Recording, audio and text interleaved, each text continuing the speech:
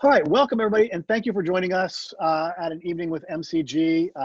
This is an event that we often hold in person, or we hold every year in person at Gen Con when Gen Con is live, but we can't do that this year. So like so many other things, we're substituting a live experience with a virtual experience, and we hope we can have as much fun as we normally do.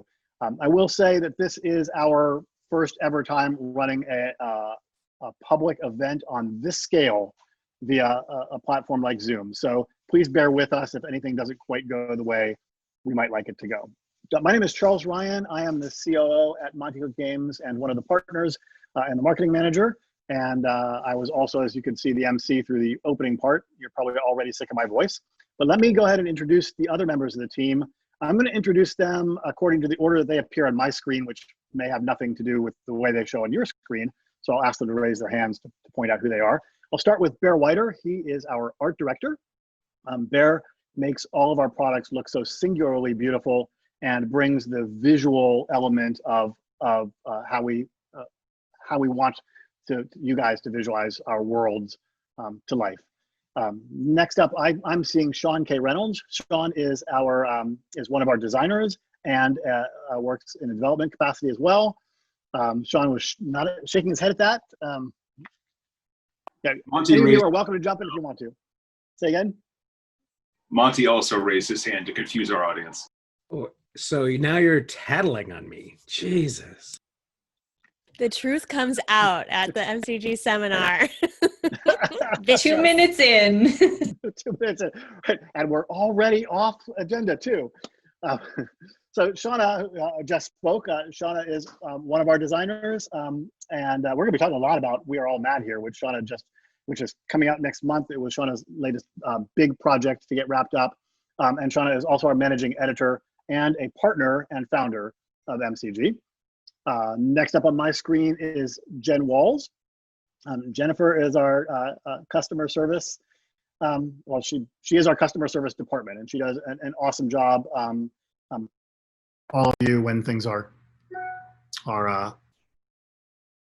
maybe not working out exactly the way they were. I apologize. My mic apparently just gave out. So can everybody still hear me? Sounds great, actually. Okay, good. I'm glad. It's better now, actually. Yeah. All right. GM intrusion, things are better now. Love it. Excellent. Well, I give my extra XP to Darcy for that observation. Next up on my screen is Bruce Cordell.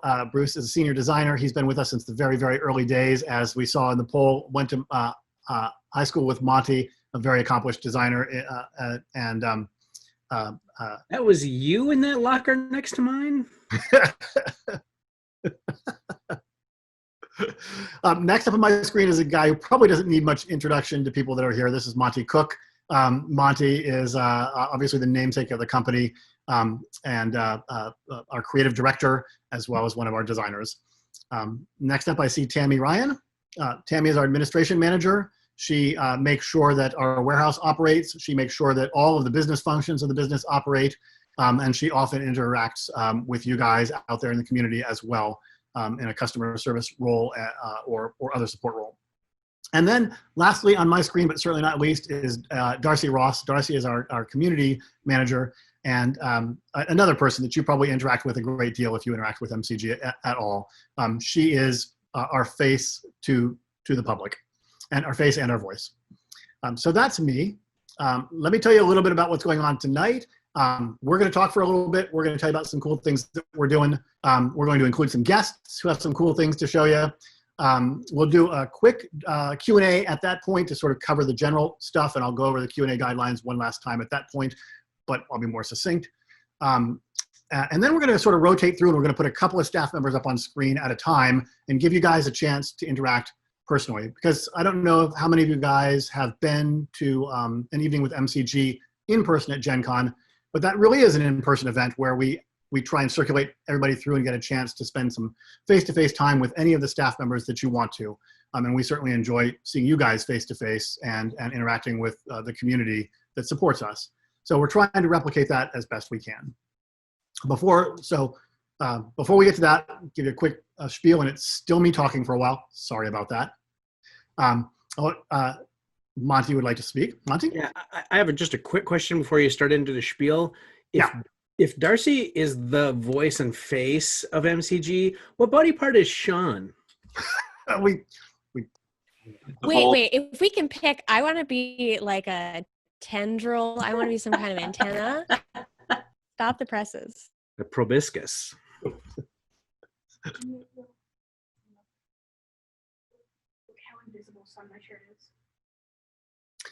Okay, so let's as we go into the to our spiel, 15 or 20 minutes of talking about what's going on with MCG. I have to say it's a bit weird talking to a computer screen. So if I'm going to do my best not to ramble too badly. I don't have any feedback from an audience, so I apologize. So first, I'll give you a quick rundown of where we are in 2020 and where we've been.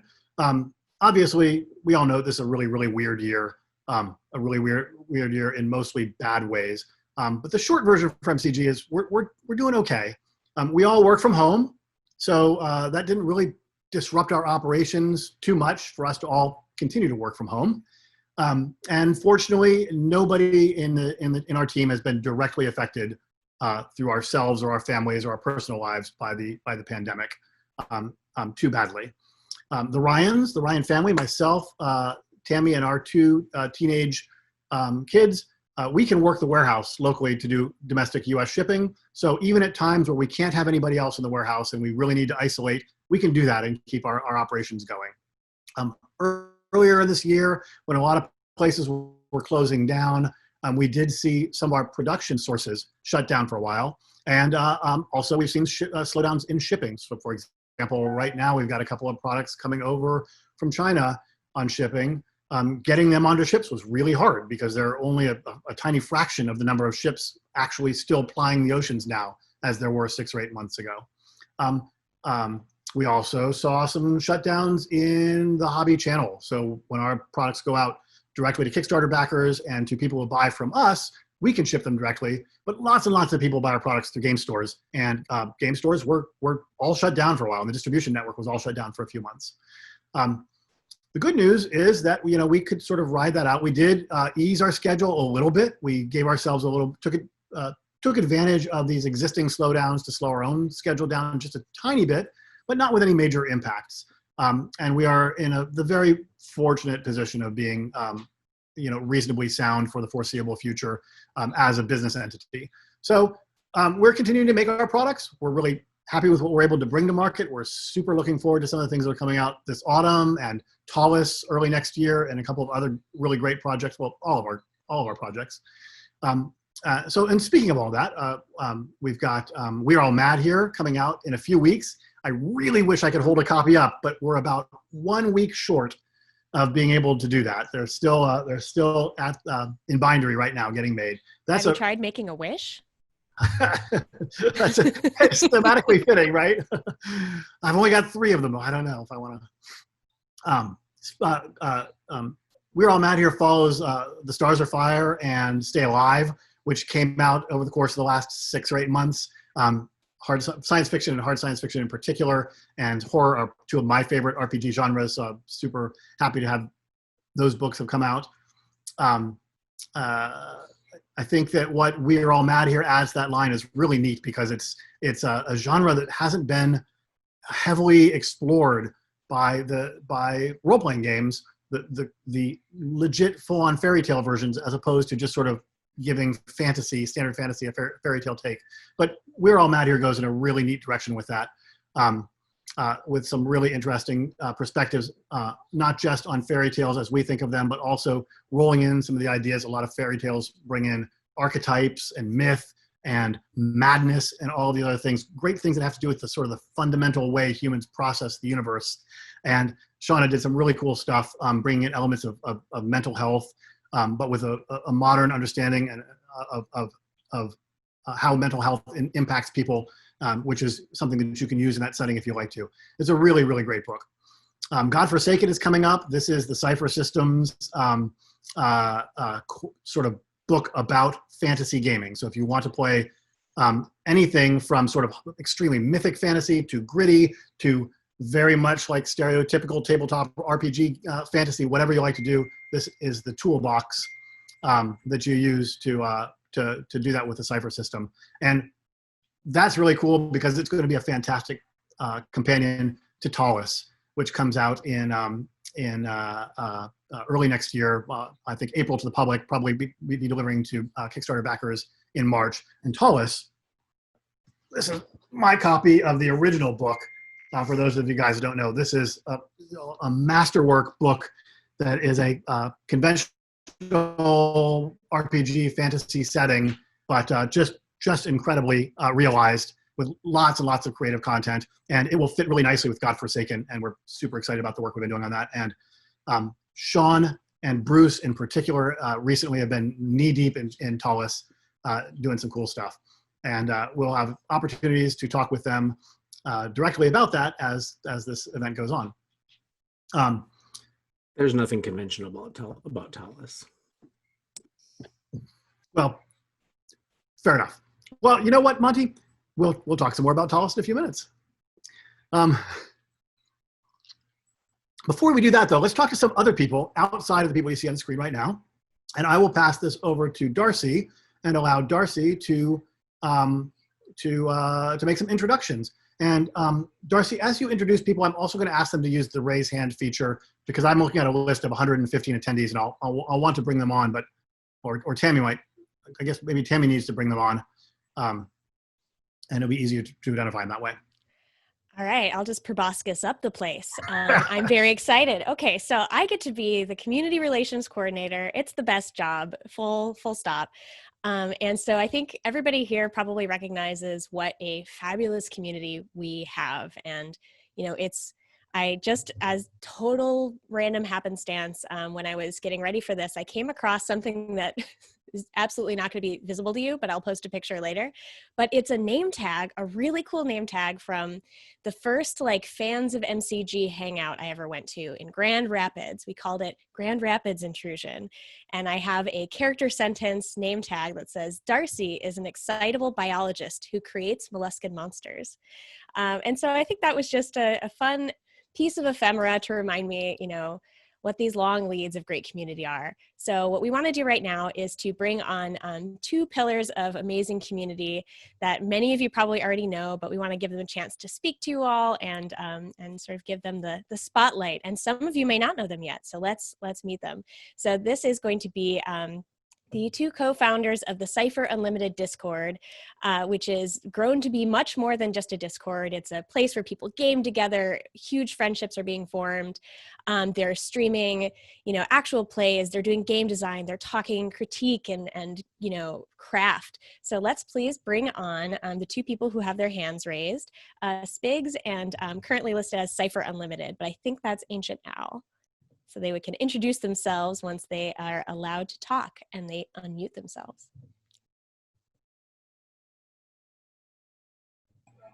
And share on their video. Hey guys! Al, you have to unmute yourself. Yeah, I was waiting for the cue. Yeah, hey guys. So hey, it's your boy, Ancient Albatross, as usual, with only part of the Cypher Unlimited crew, sadly. But, here we have today with us Spigs 18 or Anthony. He's already said hello down there. And sadly not with us today, is Alpha Dean, a partner in crime as far as our content creation goes. Hey Dean, if you're watching, I think you're there. Also not with us today are our amazing and wonderful mods who help make the CU so wonderful. We call them our golden ones. They are, I'm going to list their username and also their real names, but that is Haplo / John. I'm not sure if it's here tonight, but big shout outs to John, he's awesome. We got Spangle Maker / Ollie or Oliver. Yeah, he's in the chat. I see him talking. Hey guys. We also have Char / Charlotte. Been pretty vocal, very awesome people. And lastly, but not leastly, our newest golden one, Corsana / Joan. They help make the Cypher Unlimited community super awesome with all the help that they give us. And yeah, huge thank you to Monte Cook Games for having us here to talk about Cypher Unlimited. And I'm actually going to let Anthony talk to you all a little bit more about Cypher Unlimited and what we do. All right, I'm just going to run down what Cypher Unlimited is. You know, we're basically, I believe we're the largest fan-run Discord server dedicated to all things Monte Cook Games. You know, we try to create a safe and inclusive space for, we have well over 3,200 members and growing. So come join and, you know, chat with us about all our favorite MCG games, content creators, official licensed books and settings. And if you're a fan of Numenera, The Strange, Invisible Sun, No Thank You Evil, or any of the other wonderful settings and products MCG produce, we're the place for you. We have channels dedicated to all MCG goodness and much, much more. You know, you could come and hang out with an active community. We run games daily. Yes, I said daily, for any level of experience. Feel free to join our little family. We chat, we play games, we post games. If you want to just lurk and read all the great conversations occurring, that's fine too. We also, that was a lot of stuff, right, guys? we also have a YouTube channel that covers all things MCG related. You know, we post weekly videos with interviews with people like Shauna, Bruce, Sean, Darcy, Charles, Tammy, and we hope Monty. And we also interview podcasters, Twitch streamers, YouTube content creators, game designers working in the Cypher Creator Program. We do book reviews, editorial videos, and of course, actual plays. So if you like to listen to three guys chatting about gaming, you know, check us out. And if you're working on any projects that's MCG related, hit us up. We love to highlight all the wonderful things, highlight and promote all the wonderful projects, you know, people are doing in our community. And last but not least, I just want to say thank you, MCG. We love you guys. You guys are the greatest gaming company in the world, and you've created such a wonderful and welcoming community for all of us to enjoy and share. And we're just so proud to be part of this community. Yeah, I just want to echo that real quick before we sign off here. Just thank you guys so much for being so awesome to us. We wouldn't be anywhere nearly where we are without the help from Monte Cook Games. And also a big thank you to all the Golden Ones and the entire community for making the community so wonderful.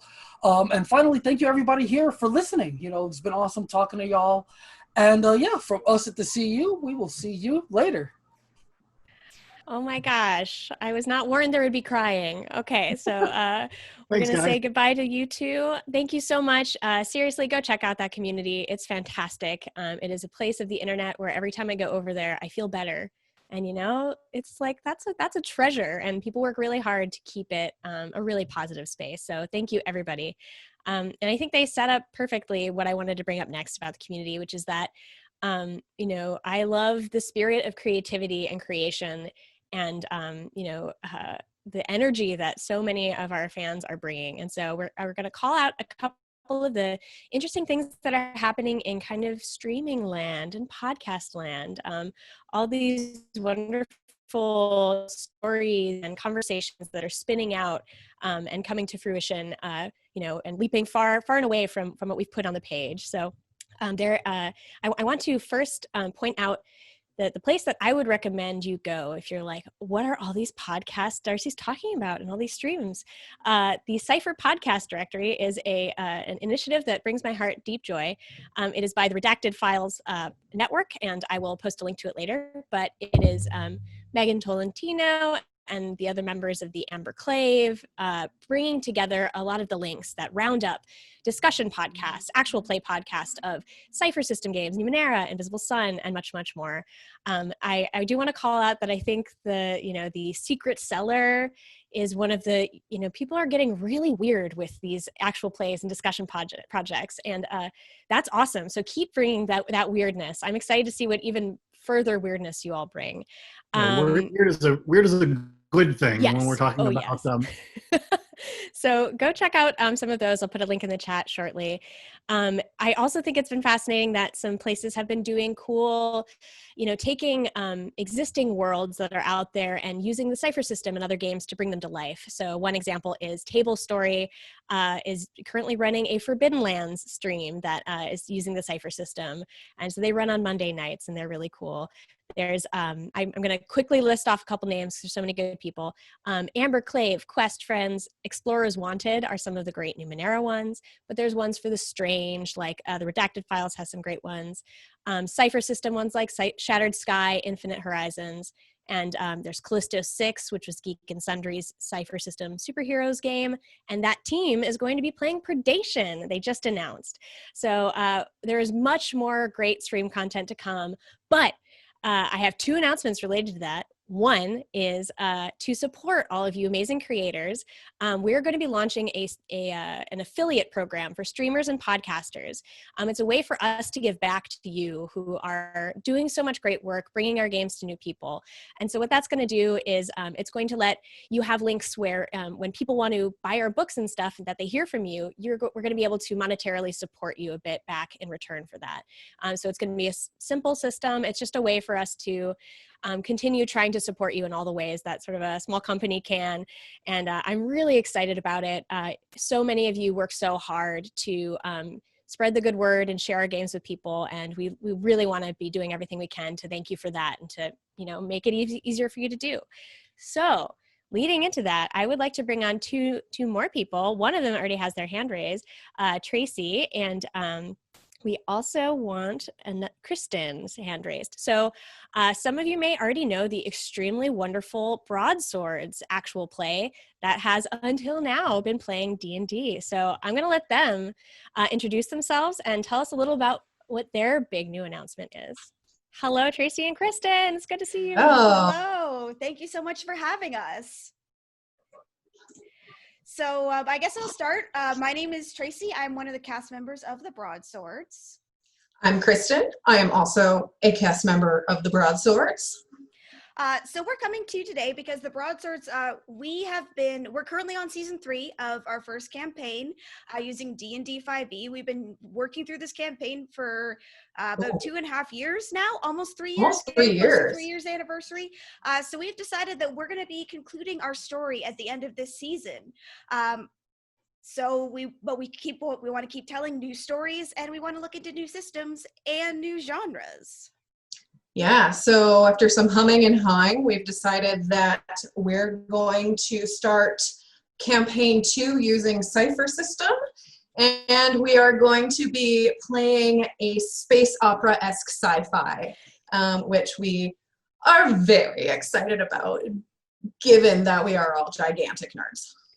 We all love sci-fi, and as soon as the suggestion came on the table, we all jumped right on it. We actually started a little bit of like a Broadswords book club where we're all recommending different sci-fi books and reading them together so we can talk about the things of sci-fi that we like. We're currently reading Mark and Reprisal from Elizabeth Moon's Vada's War series, and we're also hoping to read some of The Expanse and also touch on Mass Effect because we all love Mass Effect. Yeah, so yeah, and we're going to be, we're also looking at Stars Are Fire as inspiration source as well. So we don't really know what our story and our characters are going to be yet. It's still pretty new, but we're going to take our time with the book club and really marinate in like drives and faster than light travel and like, space wreckage. And I'm very, very excited to go on space adventures. And the other piece of exciting news is Darcy was just talking about the affiliate program, and we are going to be part of it, which we're so excited about as well. Yeah, it's very, very exciting. It's such a great way to start a new story and a new campaign already with so many new friends and such a wonderful community. We're so thrilled. Exactly. We're so excited. Monte Cook Games has been so welcoming to us so far, and we can't wait for 2021 to share our stories in space with all of you. I will need to know about the ships, and I mean every version of that word. Yeah. You mentioned Mass Effect, so I'm very excited. Thank you so much. We couldn't have, we're so excited that you're coming on and this affiliate program is coming on. Thank you so much. And yeah, hopefully we'll be able to work together and bring more information once you're deciding about your characters. So everybody go check out the Broadswords. They do wonderful work. And thank you so much, Tracy and Kristen, for coming on. Thank you. Thank you, Darcy. Yeah, and I just wanted to say that the affiliate program is something we modeled after the Heart of the Deernicorns affiliate program. So if you are a streamer who runs other games too, talk to people about this program is something that we want to, see more in the industry. So thank you so much for all your creative work, and thanks for choosing us. We love you guys. Nice. Nice. So that's really exciting news. And I think that one of the cool things about Cypher System is that when you go to resolve something in Cypher System, all of the action is up here, right? It's not down on a character sheet or down on the dice. You're talking to the GM. You're like, well, can I use this asset or whatnot? And I think it's a great platform for streaming. So I'm not at all surprised that we continue to see more and more streamers looking at Cypher System as the platform. Super thrilled that it's a science fiction direction that they're going in because, as I said earlier, one of my very favorite genres for RPGs. So speaking of where the Cypher System is, we have more Cypher System news that I think is really cool. I'm going to bring a couple people on here. Some of you guys may know that we do license out the Cypher System to be used in other games that use the engine to drive their games. So a couple years ago, we had Vert, and we had Shotguns and Sorcery, and there have been others sort of in the works since then. I'm going to bring out some guests because we're going to talk about not one, not two, but 4 games coming out driven by the Cypher System, non-MCG games, and some of them are really cool. I just saw that there's a comment from somebody on there that commenting that Vert is really, really good, and it is. And so we're going to be hearing from Ravendesk, who did Vert. But first, I'm actually going to ask if Matt Forbeck would like to come on. This isn't actually a new one, but Shotguns and Sorcery was released a couple of years ago.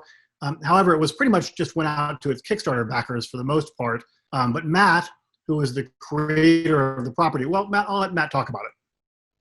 Hello, my name is Matt Forbeck. Anyhow, thank you guys for having me on here. It's always a pleasure to see you, even if you can't see me. I'm very excited about working on Shotguns and Sorcery using the Cypher System. It's been fantastic fun so far. I know we announced this license way back in, it was like 2014, 2015, and it's been a long haul, but the game finally came out back, I guess, last month. So, or actually earlier this month, I finally publicly put it out there for people with kind of a soft launch. And it's available for sale now through drivethrurpg.com. And I've also got a few of the leftover copies of the book from the original Kickstarter for people to take on.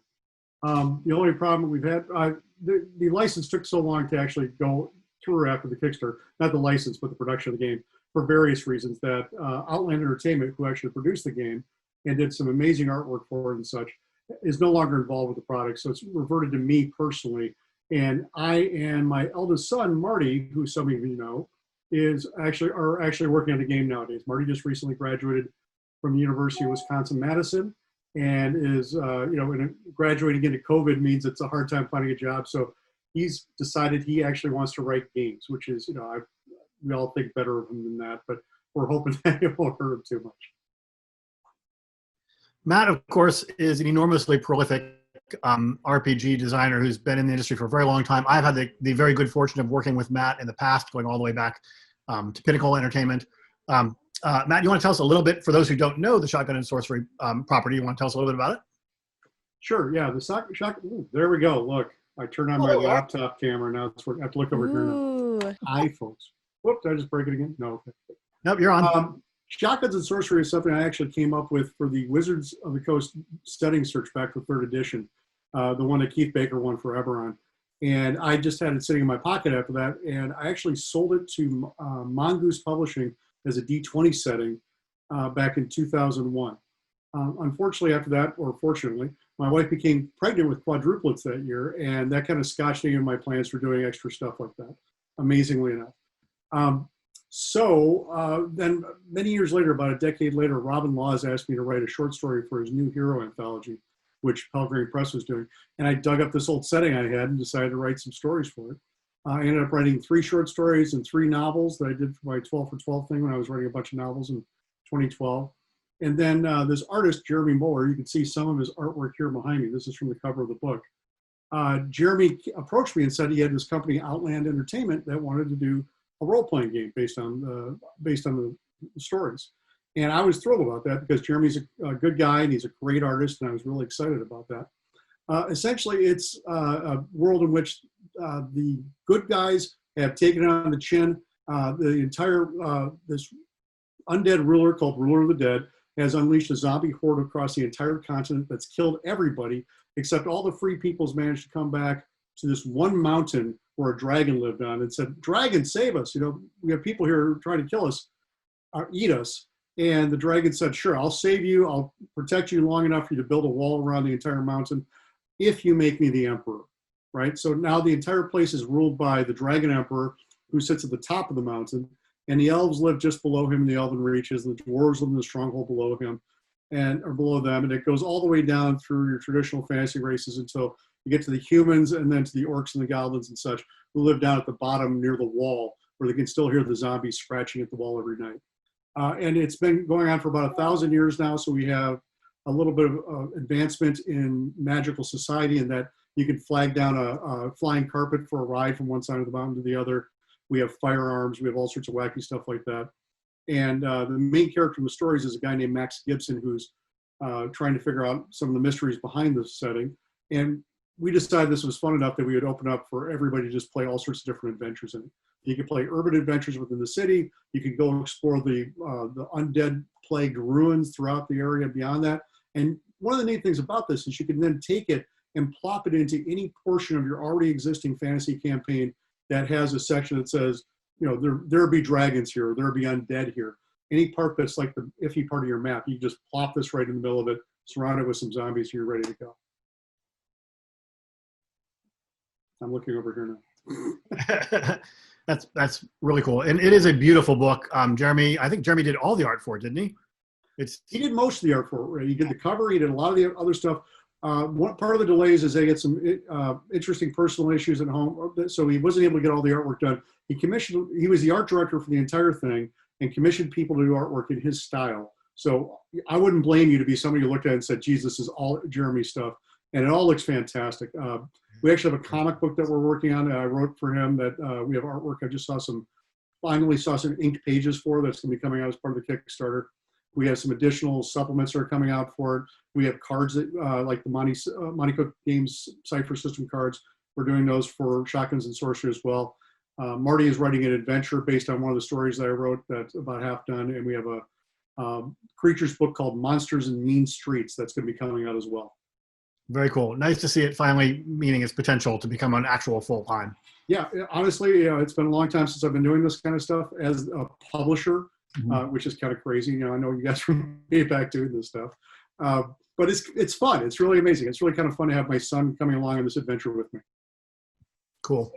Thanks, Matt. I really appreciate that. And everybody, as a reminder, this is the one that's already out. So if you're interested, you can get it now. That's true. Bye. Cool. Thanks, bye, Matt. Thanks for having me on, guys. Have a great Gen Con. Cool. Thank you. So 1 of 4. Let's go on. Let's talk to Alex at the with Ravendesk, and he can tell us a little about what they're going. These are the guys that did Vert, and several people pointed out in the comments. Vert was a beautiful book, really well realized. Alex, what can you? Well, let's take just a minute here to get him on, and he'll tell us a little bit about it. Hello. Hello. Now we hear you. Nice. Again, that was a GM intrusion. I'm kind of trying to throw everybody for a loop. Everybody gets XP for that. Heck yeah. Okay.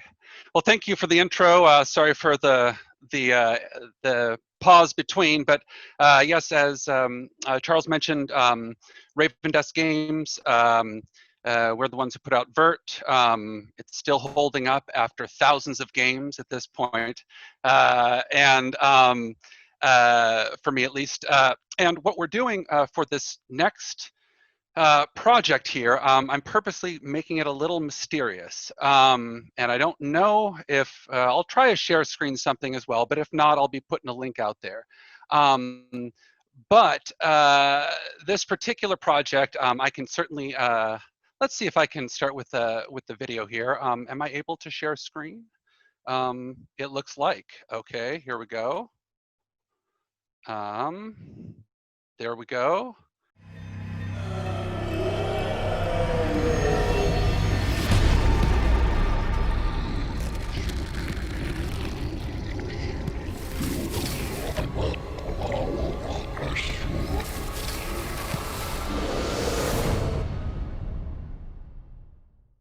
There we go. I don't know, was that visible at all? Yeah. Okay. Yeah, it was weird. All right. So Weird Tales. Weird Tales is a magazine some of you may have heard of. It's been around 97, 98 years. And we have the license, and we, more than just a license, we have the full collaboration and everybody at Weird Tales for a series. So we're coming out with Weird Tales, the tabletop role-playing game for the Cypher system. We're really excited about it, and the mystery I'm going to leave is this. I'm not going to tell you what the first setting out of the gate is, because I have a feeling a lot of people are going to wonder, okay, is it HPL? Is it going to be just Robert E. Howard? Is it Sword and Planet, science fantasy? Is it going to be the historical spec fiction stuff? I mean, we have everything, and we're going to, stay absolutely true to, the spirit of the weird, and keep that. But the first one out of the gate, I'm going to kind of leave mysterious until we have our Kickstarter, which launches August 30th. And we're going to go through September 30th. And again, Ravendesk Games, super excited to be working on this. The team at Irregardless is working on the book with us. We've got, so art direction, layout, everything is going to be just as wonderful. We got a great team behind us. We got great people at Weird Tales. Then, like I said, the first setting is, never mind. So I'll leave it at that. Thank you so much, and looking forward to letting the cat out of the bag there. The rat's out of the walls, as it were. Thanks, Alex. I think we can. Oh, wait, gotta show my elder son. There it is. Oh, it's a big Gotta show one. it. Yeah, there. So I'm legit. Come on. All right. Thank you, everybody. Thanks so much. And I think we can all agree that if they do the same quality of work as they did on Vert, that this is going to be a fantastic line of products here. And I say line of products because, as Alex was saying, they've got a lot of properties they can work within, and a lot a lot of things that they've shared with us. Cool. Well, so the next person I would like to bring up, so that's 2 out of 4. The next person I'd like to bring up is Massimo from Dragon's Games over in Italy, our friends in Italy. Now, Massimo also works, does our, through Weird Ediciones, publishes Numenera and No Thank You Evil and The Strange in Italian. But this project is something a bit different. Massimo, thanks for coming. Thanks for joining us. I think you might be muted. So we don't have video from you, and we can't hear you either. Okay. Let's start my video. Hi. Hello. It's nice to see you. To be clear, Massimo and Elizabeth. Hi. So we are happy to be here. I think it's me that must talk because I have the microphone. So since now here in Italy it's night, we are in the middle of the night, I have some notes so we can be clear. Okay, so here we are now for Dragon's Games. We are publishing and create contents and games with many other teams. So in this moment, we want to announce that we will work on this. And this Monte Cook's Diamond Throne, it was the first fantasy setting for Cypher System. And now we want to repropose Arcana Unearthed and Arcana Evolved for Cypher System as its rule set. It will be a standalone game with all the rules you need to play. And well, let me introduce the game that I'm sure you already know it, but in this incarnation, things will go further, and the game will be based more on his history and his integration with Cypher System. And the main points are that it will be a game about culture and evolution. What we are talking is that all people in the game are living in one world, so they share this world, and all people will make the world grows with everybody's knowledge, experience, and discoveries. And also we are talking about evolution in this new incarnation because the world, just like our world, is constantly changing. So when you receive this word, and what we are trying to do with this treasure is to change this word by actions. We will be responsible for things that we create together.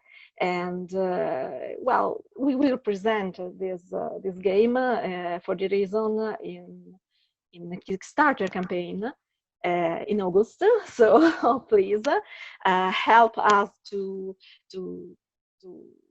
give reality to this project, to give life to this project. Anything else we want to say? Okay. We say everything. So, This is a really exciting project. First of all, I'll say thanks to you guys for joining us, because it's got to be what, 4 in the morning there? 3. 3 in the morning, even better. right in the Thank you. It's good to see you. Thank you. Thanks for joining us. And so this will be in English and Italian versions. At the moment, it will be only in English. We have a team. We are very proud of them to help us, of course, with English. And someone is yours, someone is yours, and other people who can, I mean, help us to be on the level it is required. Right. This is a really interesting deal too, because it's sort of a 3-way deal. Arcana Unearthed is not an MCG property. It's Monty's property personally. So this is like a 3-way deal between Monty personally, MCG as an entity, and then our friends there in Italy. And so it's really neat. But do you guys have a date for the Kickstarter yet? Maybe on 18th, August 18th, maybe. Yeah. Of August. So on or very close to 18th of August will be the Kickstarter for that one. And I think that's going to be super exciting. Yeah, and I think with that going on, launching in August, and then the one from Ravendesk for Weird Tales, they're going to kind of overlap, but that'll be a great opportunity for people who love the Cypher system to see both of them. And we're all kind of collaborating together to bring. Yes. Hi, Alexander. Yeah. Cool. Thank you guys so much for joining us. Thank you. Thank you so much. Bye. Bye. So great to see you guys. Get some sleep. Awesome. And so that's 3 out of 4. Believe it or not, we still have more. So we're going to actually ask James Hudson from Skybound Entertainment to come on and tell us about our 4th really, really cool thing. And another one where like there's some really special stuff about this, which I guess we'll talk about it as it comes on. So let's see if we can get James on here.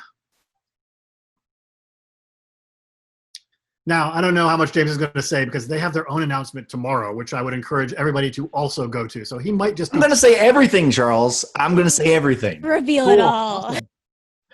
It's what I do. I cannot keep secrets. Don't tell me secrets. That's not a thing that I do. Hey y'all. I am James Hudson from Skybound Tabletop, and we have partnered with Monte Cook Games, and we are going to be bringing the Tidal Blades RPG game to the world. And Charles, correct me if I'm wrong. I'm going to give you a chance to. Yeah, there you go. You unmute yourself. You're ready. You're like a ninja. I'm ready. This is some sort of this is a different collaboration for y'all too, right? It is right. The ones we've talked about before were produced entirely out of house by the publishers that we just spoke to. But this is actually a collaboration in which we worked a little bit more closely with you guys on this. And so tell us more. Yeah, so the world of Tidal Blades is, it's a game that we launched last 2018, whenever that was. Who knows time anymore? Right. But we did a tabletop version of this. It is almost ready to deliver to backers from the original tabletop game. And it's a world that, as soon as we put this out, we realized this was bigger than a tabletop game.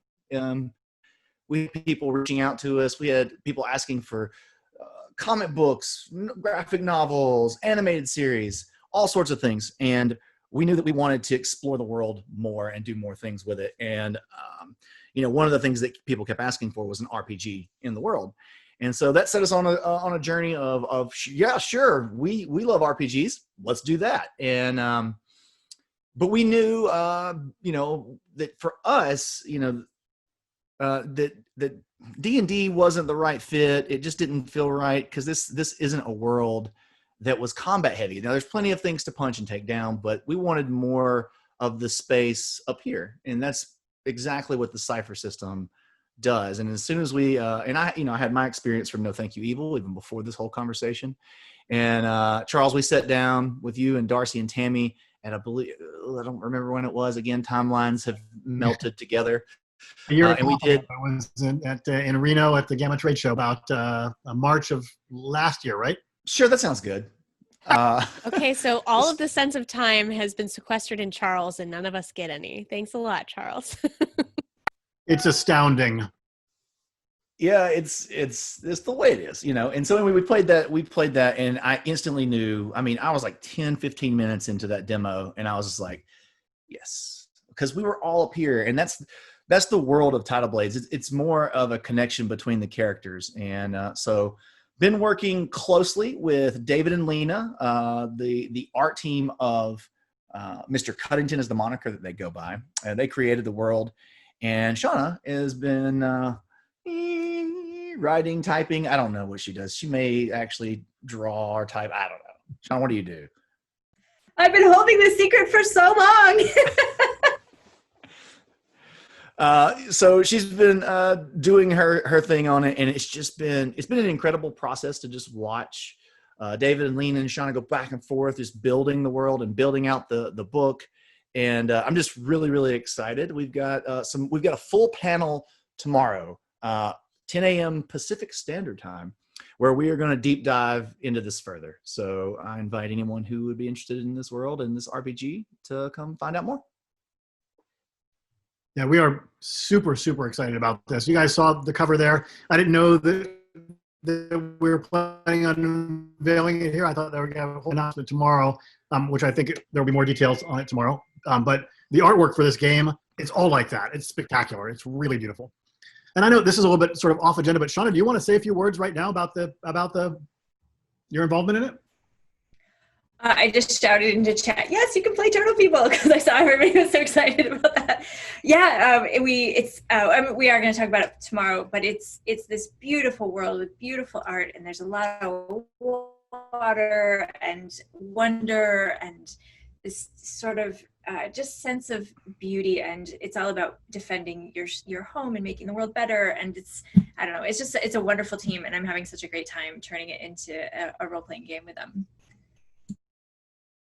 Cool. Well, it has been a really exciting project, and as we've sort of unveiled, a long time in coming and sort of under wraps for a very long time. So it's super exciting to be able to talk about it eventually, or ultimately, after all this time. So James, thanks very much for being there. And what time? Your thing is tomorrow. Shauna and I will both be there. It is at noon Eastern? 10. No. Well, 10 Pacific, so 1 Eastern. Pacific, the only one. Am I right? I see some nodding heads. I don't know. I'm on the West Coast now. I don't know.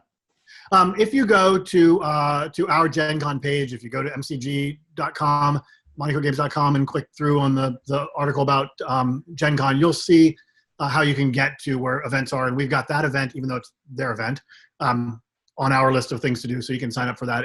I believe it's a free event. And I'm sure there'll be lots more detail and lots more things to show, and a really cool announcement. This one's a bit further down the road than some of the other ones we've talked about. Do you want to talk a little bit about timing on anything, James, or are we too early for that? No, I mean, it's going to be a part of our second Kickstarter that's going to accompany our second board game. But we're obviously still working out the details, but it'll be probably middle of next year. However, I think we're going to be able, and this is, again, me letting things out too early probably, but we'll probably do this in a 2-wave shipping system. So if people are watching this and they don't give a rip about a board game, totally fine. We get that. You'll be able to back this for the RPG, and we'll probably be able to break that apart in ways of shipping, because I believe this is going to be ready well before the second board game. So that's our tentative plan. Very cool. Very cool. Thank you so much. I'm trying to get back to my agenda so I can make sure that we keep things on track and say the right things. That's pretty much it. Let's do some Q&A right now. Thank you very much, James, for joining us. Thank you. Thanks, James. We are Good to all see you. really excited about what this means for the Cypher system generally, with all of these great games being announced, being rolled out over the course of the next year or two, or in the case of Shotguns and Sorcery already.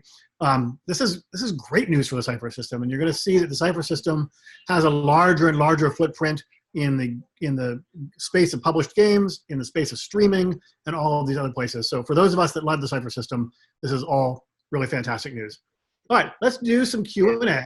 And I've got let me just jump in. One of the reasons why this is so cool, why this is so amazing for everyone who plays any Cypher system game, is that, because it's all Cypher system, you can mix and match and use the stuff together, right? Like Tidal Blades, one of the coolest things about Tidal Blades is that it's going to be filled with all these new player character species options, right? Of, like someone was saying, turtle people, but that's just the start. There's all kinds of really cool stuff, right? And Arcana Evolved, the Diamond Throne project, is going to also offer all kinds of awesome new dragon people and giants and all kinds of crazy new character options and whatnot. And so, and you're going to use that in, your Strange game or your Numenera game or whatever you want. So we're really excited about how we're just seeing everything really expand and fill a lot of different niches. Yeah, absolutely. Yep. Cool.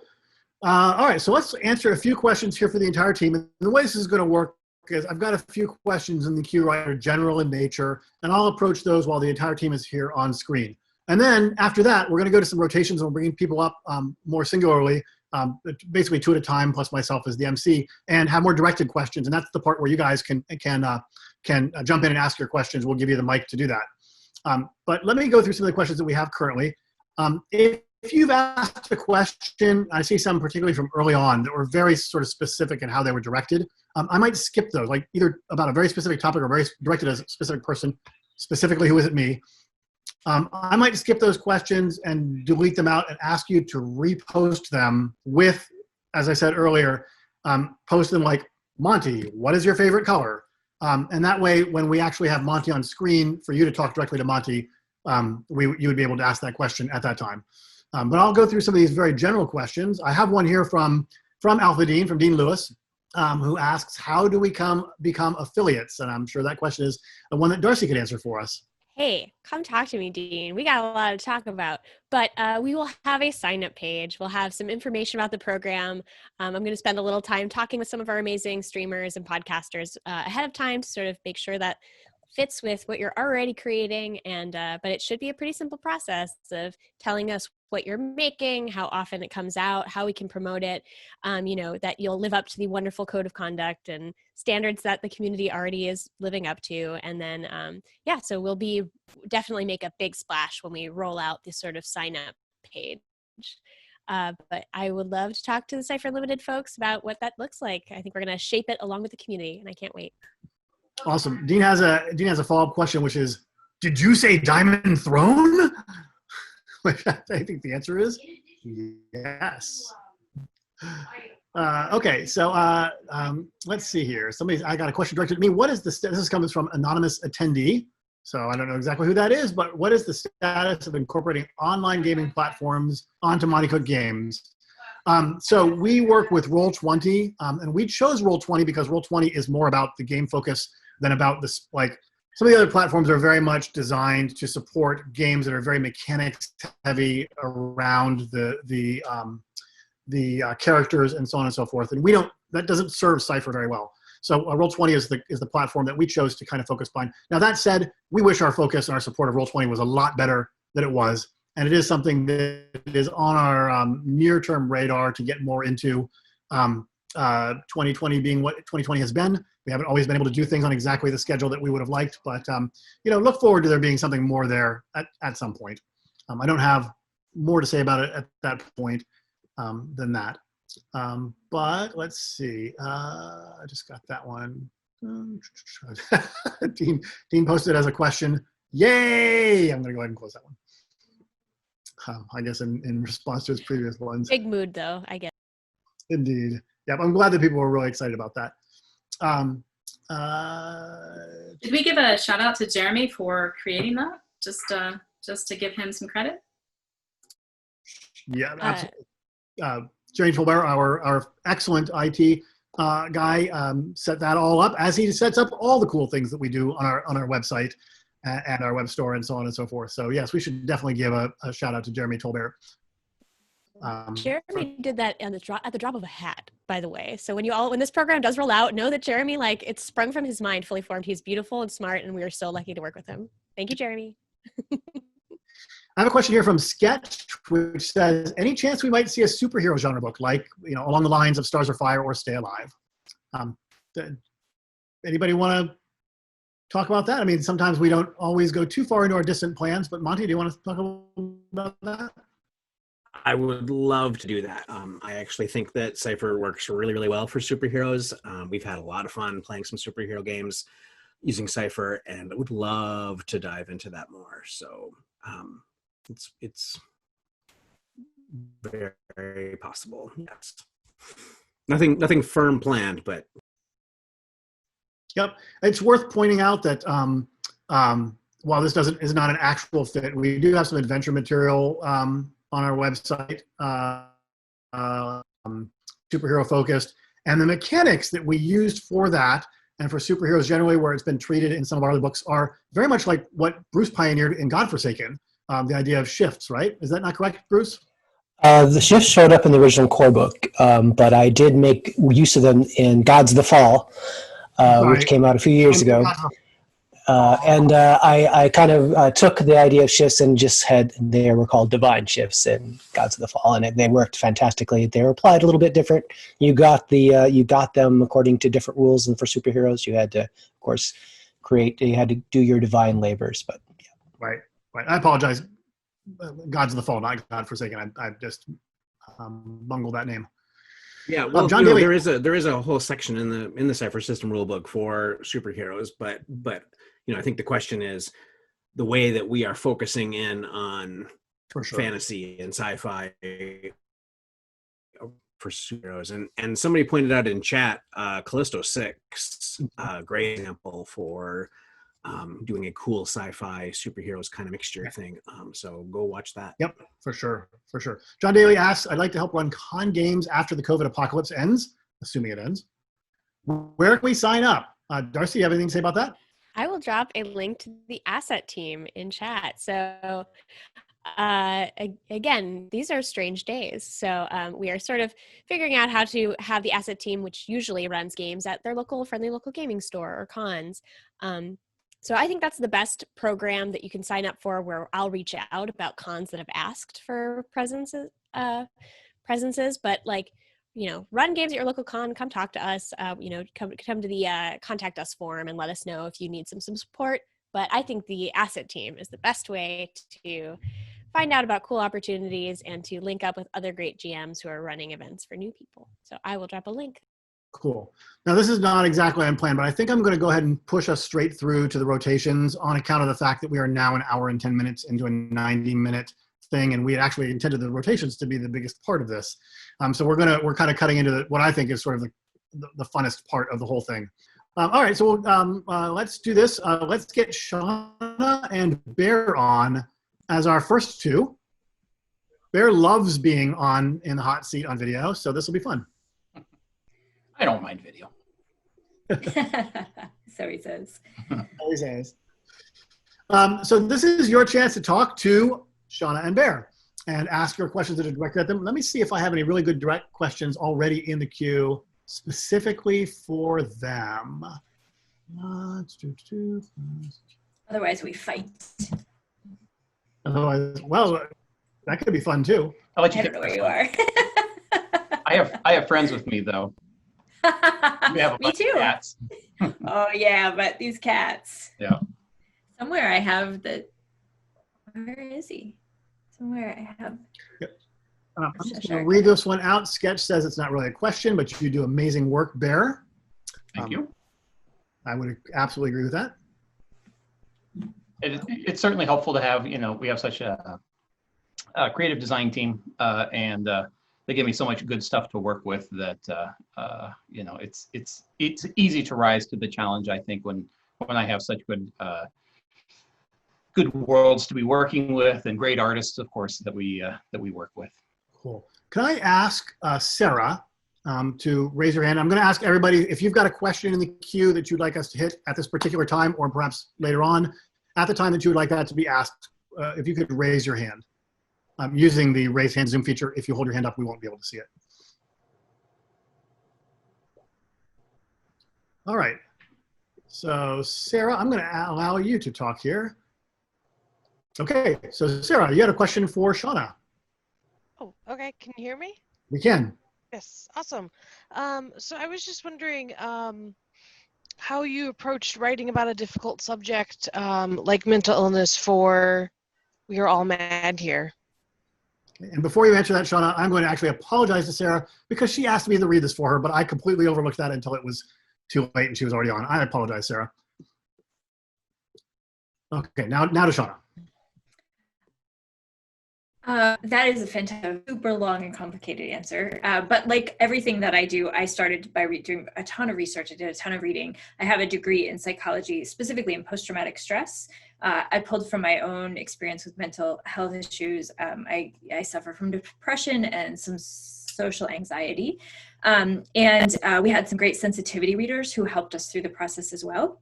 So it was sort of a collaboration of all of these things. And then I went and looked at fairy tales and sort of the depictions of possible mental illness in fairy tales, and the ways in which we didn't understand very much about mental illness back then, and so the depictions came out often in really negative or overly simplistic ways. And so then I started breaking down the game design part and saying, we didn't want to make it so that people living with a mental illness were superheroes or that they were broken in some way, right? We just wanted them to be human, because all of us, suffer from things. And so we wanted to find ways in which those created really strong characters because they were living with this thing and have developed mechanisms for coping and getting through life, but also characters that struggle. And so finding the ways to put those two things together. And so some of the things we came up with was, for example, you can, as a focus, you could have a focus that is befriends the black dog, which means that you maybe suffer from depression, you're experiencing grief, and that exhibits as a black dog companion, which provides you some really cool assets, but also it can occasionally be difficult. So it was pretty amazing to be able to work on that, and I hope that we did it justice. And and again, our sensitivity readers were incredible. They just gave us so much great feedback and helped us move it to the next level. Awesome, thanks. I have a question here from Spigs18, who I believe is Anthony. If I'm not mistaken, I'm going to put you on. This is a question for Bear. Hey, Bear, what's up? Anthony. My question is pretty simple. The art and layout assets for the Cypher Creator Program, is that going to be updated now that we have the revised Cypher core book out? It's probably a great question for Charles, although he'd probably just kick it back to me and say I would have you do it, or have Bear do it whenever Bear is available. And so, the past couple of years I've gotten much better at being able to have like a regular work schedule. The first few years things were really crazy, and so those kinds of things are probably somewhat realistic for us to be able to make happen. Now that kind of workloads seem to be manageable and again in kind of a realistic way, and so it's a great request, and I think it's something that we would be able to manage probably in the next 6 months anyway. I always say these things and then people maybe expect like in the next 2 weeks, and that's not going to happen. But certainly in the near future or nearish future, I think would be a realistic thing. Thanks, man. Yeah. Cool. Thank you. And I've got another question from Leo. Leo, is your hand up? It is. So this one is for Shauna.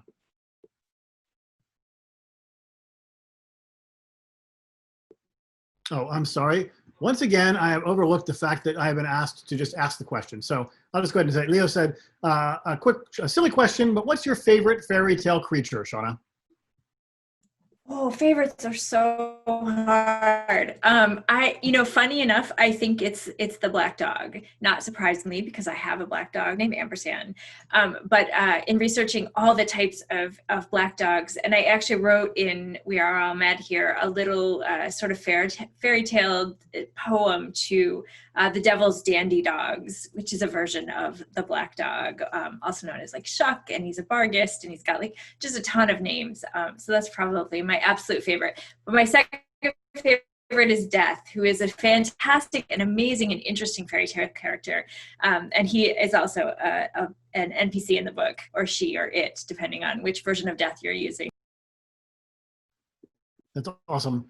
My favorite character from all the fairy tales is Reynard the Fox, who is a medieval fairy tale character, and who I play in our little game that Tammy is running for of We're All Mad Here.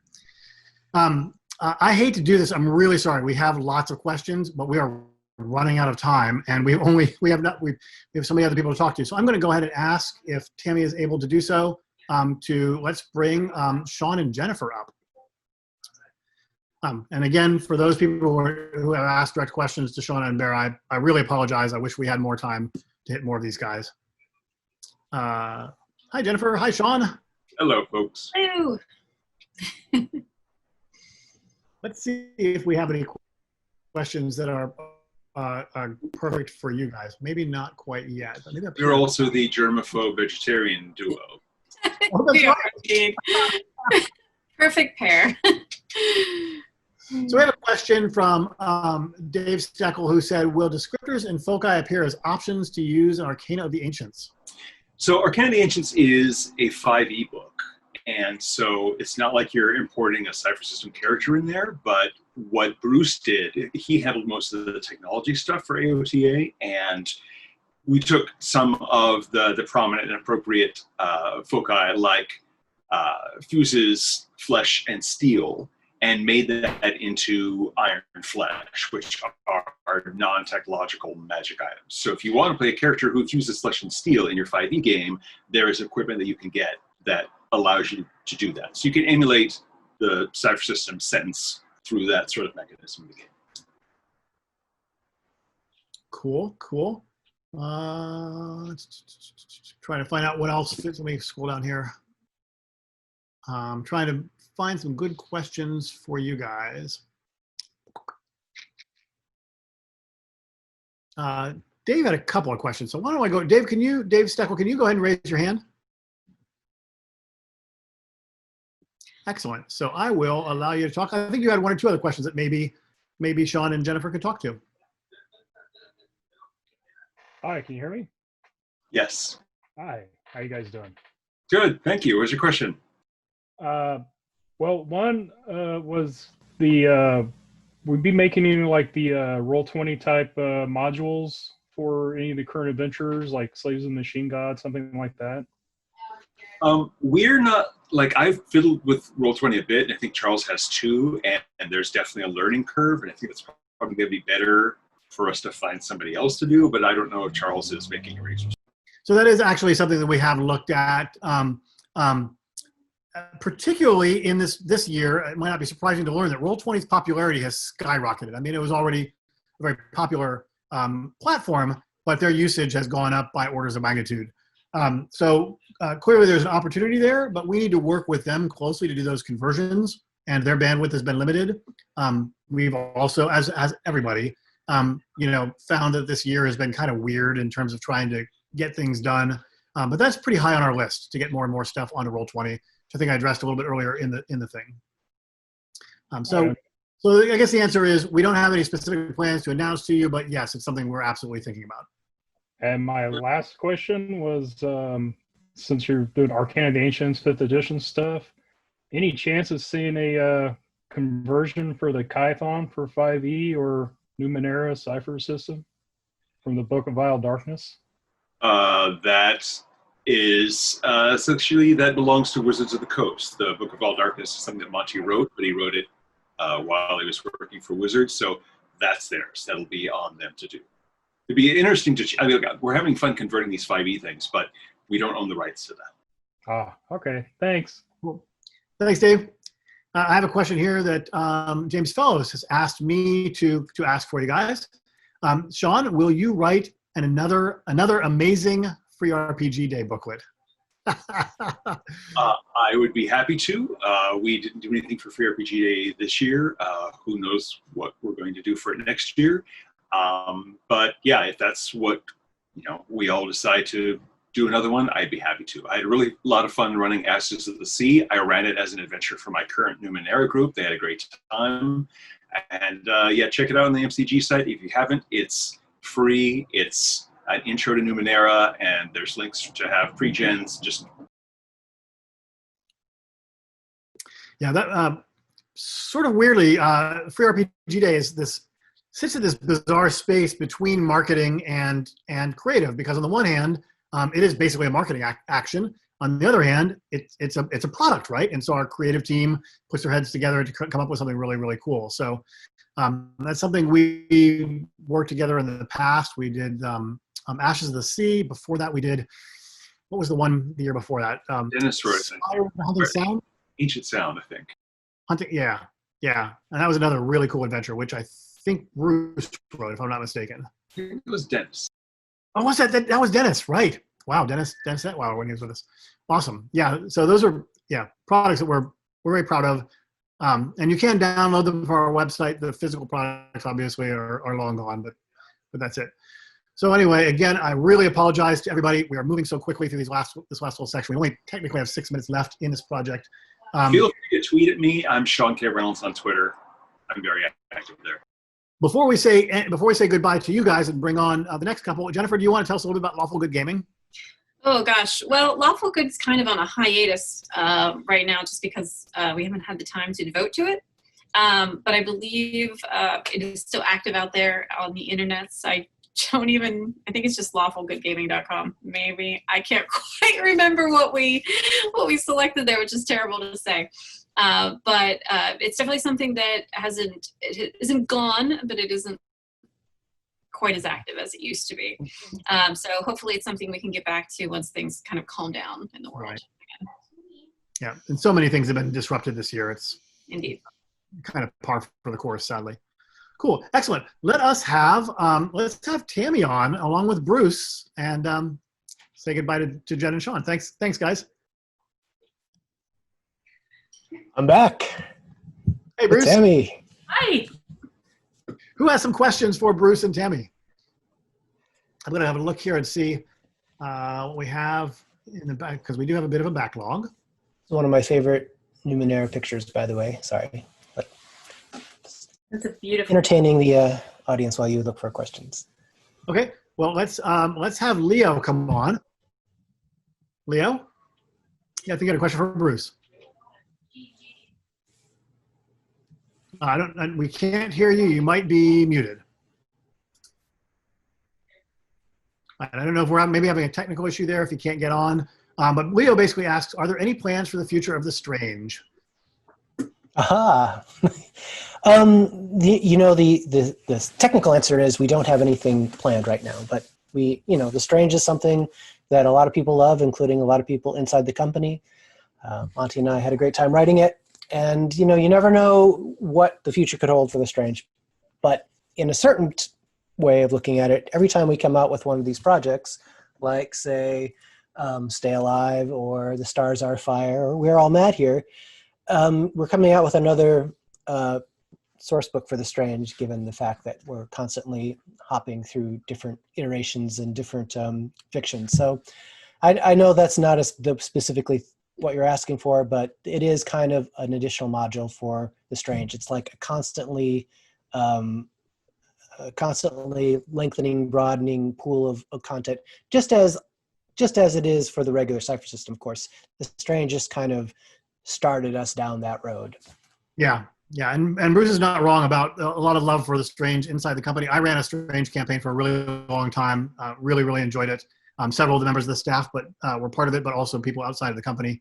And but yeah, I think that kind of answers the question right there. That the Cypher system, the overlap between Cypher system products and products for The Strange was so high that it kind of didn't make sense to make products that were branded specifically for The Strange. But everything everything we do is yes, is compatible. Right, as Leo mentioned, Voices of the Datasphere sounds like a good matchup for that. So, yeah. Was there a question about what Voices of the Datasphere? No, just talking about how it was a comment from Leo about how that matches well with the Strange. It does. Sean and I worked on Voices of the Datasphere, and I think it's actually out now. Is that correct? Or is it about ready to come out? So I don't know, but it's a great. It was one of these new Numenera products, which are part of the Liminal Shores Kickstarter. Mm-hmm. The first was Voices of the Datasphere, and the second is Liminal Shore, no S, and the third is Edge of the Sun, which I used to have as my background. Maybe I should have kept that up. They all take place in these really extreme sort of Numenera environments, and Voices of the Datasphere basically explores the datasphere to such a new extent that essentially you can go into the datasphere, and it's pretty cool. And I guess to that extent, yes, there are some elements of the Strange there, isn't there? But it's not quite the, and there's a well, I won't spoil it, but we have a different Numenera take on it rather than a modern day take on it as the Strange would have. Yeah. And it is available now. Just want to make sure everybody knows. Right. Not only is it available, but our events at Gen Con Online are sold out, but there's always churn. There's always people that like drop out of events. So check out our events, because the Numenera event actually does interact with Voices of the Datasphere. It's right. Karna's Eternal Return is the adventure in Voices of the Datasphere, and that's what this picture is from, actually. So yep. I do have a relevant picture behind me. Yay. Yep. We have a question here from Philip Krotowski. Krostowski, I apologize. Yeah, Philip. Hello, can you hear me? We can. Okay, cool. So it's Krostowski. Don't worry, it's been mispronounced my entire life. Sure. But just one really easy question: GM or player, which do you prefer?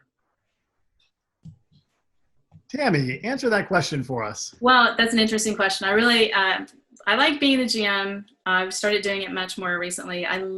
Because I know that this is not fair, guys. I'm so sorry, but I have access to We Are All Mad here already. I know that sucks for you guys. I'm really sorry, but it is so good. It is so good. And so I started running it for our home group. And that's kind of, I like being the player probably most of the time, but I'm getting more into the GM role. And I've played in Bruce's games, and he's an awesome GM. Which do you prefer? Do you prefer to be the GM or the player? Well, I think that the weird thing is, before I was a professional game designer, I loved to GM, right? That was what I did. That's what I did all the time. And then when I became a professional game designer, my days were taking up kind of doing the job of a GM, which is constantly creating. And now I like to be the player, right? Because that's just one more thing on my plate. It's just a matter of how much mental energy I have to devote. So I love to be a player.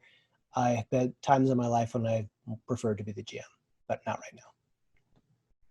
Awesome, thanks. And I called out Tammy on that one specifically because, we've been gaming together for many, many years. Tammy has GM'd for many years, but she's typically on the player side, only occasionally ventures into GMing, but it's really fun playing in her All Mad here game currently. So our last couple of staffers that are coming online are going to be Monty and Darcy. And I apologize for anybody who's got other events, because we are now actually technically over time. Not what we had intended, but this has been a lot of fun, and we'll just finish it out. Actually, Gen Con can't stop us. Yeah. And before you guys go on, since we're at the end, I do want to say, Darcy, can you drop the link for the backgrounds into the thing? I had meant to mention this earlier. We were going to mention it again at the end. Every year at our Evening with MCG event or MCG seminars, which we used to do, we always had some sort of a gift for the people that were kind enough to come and talk with us and hang out with us. This being a virtual year, it was kind of weird figuring out what might fit. But the answer is that we came up with is a bunch of virtual backgrounds like the ones you see us using. These are optimized for use as virtual backgrounds. They are not just random pieces of art. The way they were chosen, their color palettes, they're brought out of focus a little bit to make them better as backgrounds, and so on and so forth. And there's like 35 of them, more than that. There's like close to 40 of them. And we have a link where you can download them all, and then use them as you see fit in your Zoom activities, which I'm sure many of us are experiencing these days. So Darcy, would you drop that link into the chat? Link is dropped. You can do us a favor by turning in your tickets on the Gen Con portal. Thank you so much, everybody. It looks like a bunch of you did. For the rest of you slackers, no. Hello, it's good to be out here. Yep, I've got a question right off the bat from Monty. This is from somebody anonymous, so I can't call on them, but they says, how do you pronounce Malvoic Library? And is it meant to be an anagram of Malhavoc? It may very well be a sly reference to Malhavoc, yes. But I in the game I pronounce it Malvoish. Malvoish, excellent. But yes, it's a reference to Malhavoc. David Hill asks, what are some of the genres that you have not worked with in Cypher but you want to? I guess this sort of follows up on the question from the regarding superheroes. Well, I mean, we did do, sort of quasi superhero stuff with Dennis Detweiler's Unmasked. What are genres? I am actually not a fan of, and this is not going to come as a big surprise to anybody who's seen a lot of my work. I'm not a big fan of hard and fast genre, borders. Boundaries. I like to cross the streams. So the next thing that we do will probably be some kind of weird mishmash of things. Speaking of which, we talked a lot about other people's upcoming Cypher products and whatnot, and we're very excited about all of that. MCG might also have perhaps a crowdfunding campaign coming up later this year, but I can tell you it will be for something entirely brand new. We're sort of gonna pave yet a new road toward some weird gaming. That's all I'm gonna say right now. We have some exciting announcements coming about it in the coming months, but that's all I can say about it right now, unless I'm lying. And I said to Monty, like, if you want to talk a little bit or tease a little bit about what's coming up, you could do that, when you're on screen. I had no idea whether Monty was going to or not, so that's fun. It's pretty exciting stuff. Cool. So we have do we have questions here that I can get to really, really quickly? While he looks, it's kind of fitting that Darcy and I are last and maybe getting our time cut a little short, because if you want to hear Darcy and I talk at length, we do these Twitch shows called Split the Party. If you ever want to check that out, we interact with chat and you can ask questions there as well as here. So come see us. We'll probably do one, in a couple of weeks or so.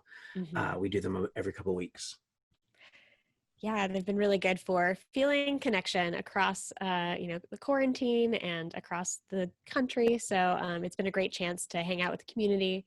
We would love to see you there at future ones. Excellent. Darcy, I have a question from you. This comes from Charlotte. She asks, is your proboscis more of a butterfly style for drinking nectar or a mosquito style for drinking blood? Okay, you need to look up. There's a particular sea snail that's got a big, chunky, muscular, like wet proboscis. Okay, you need aquatic ones. You need the ones that are hunting down little morsels of food through sand. Just big and elephantine and gross. That's what mine is. That's why MCG hired me. I'm bringing that gross proboscis. We hired Darcy for her gross proboscis. So we are well over our time right now, and I really apologize. We still have a ton of questions, but we're just not going to be able to get to them. So, however, we do have people can come onto Facebook, Twitter, Instagram, and talk to us there. We love chatting with you guys. We really appreciate you being there. Let's bring everybody else back in to say goodbye, if you don't mind. Here they come. Bye, John Boy. Here we go. And I think that's pretty much it. We really appreciate you guys coming. On the one hand, being together at Gen Con, we all miss that and seeing people face to face. On the other hand, hopefully the virtual nature of this allowed people that couldn't travel to Indianapolis to come and join us today. And so welcome to all those people that came, and thanks for coming. Thank you guys so much for coming. Thanks for being part of Virtual Gen Con. Indeed. Hopefully see you in person next year. Yeah, happy Gen Con. All vaccinated. Attention Gen Con attendees. That's what I do.